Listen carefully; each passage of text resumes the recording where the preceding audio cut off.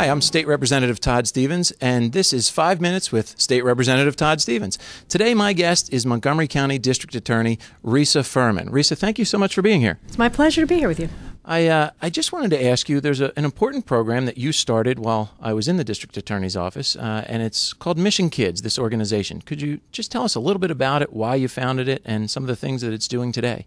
Well, Mission Kids is our child advocacy center in Montgomery County. And what a child advocacy center does is centralize all of the services that a child who has been abused is going to need to report the crime, to help prosecute the crime, and then to get the follow-up care that he or she would need to heal from that abuse. So going back so many years, when I was a young prosecutor, we didn't have a child advocacy center. Kids would come in, they would have reported abuse, and they would have to go and talk to people, one professional after another, talk to a police officer, talk to a social worker, talk to a doctor, to a psychologist, a psychiatrist, prosecutors, and repeat and relive that trauma over and over again.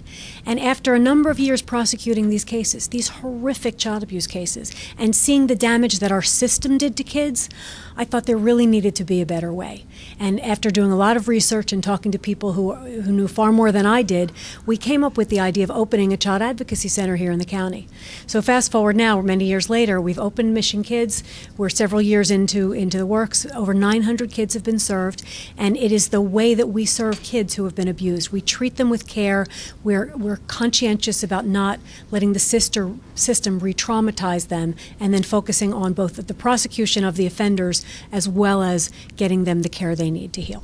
And now that you've got this center up and running, and you have 900 children that have been served by it, are you seeing a difference in terms of the prosecutions that your office is bringing? And also, have you had some feedback from some of the folks who've availed themselves of the center in terms of how they felt it delivered the services for them?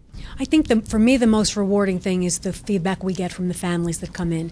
In the past, families wouldn't want to report abuse because they were afraid of the system. They were afraid that their child would be re-victimized. And now they come in and they know that this is a safe and comfortable place. They know that we will treat their child with care and be careful and cautious about how we gather information and the effect it could have on a child.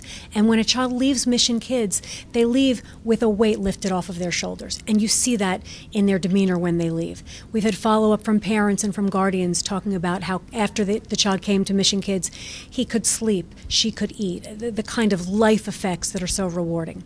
So that, to me, is so important. In terms of the cases, the investigations are so much better.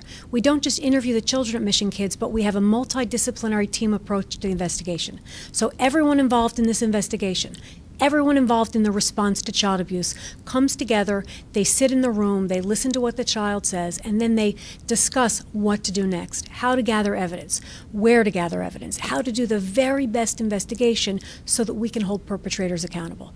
And the real effect is that so many of these cases that used to just be a child says so and the perpetrator says nothing happened, now these are truly well-investigated cases that by the time they come to court, a perpetrator lies down and pleads guilty simply because they know that they don't have a chance.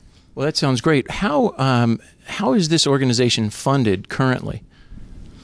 You know, I hate to say that the director's out on the street begging, but I sometimes think that she is. I mean, this is a nonprofit organization, and we did that for specific reasons. We wanted to make sure that it was independent. It wasn't an arm of the police or the prosecutor. It wasn't an arm of social services, but it provides a very core function that every county needs to provide, the criminal investigation and then the response to help the kids heal.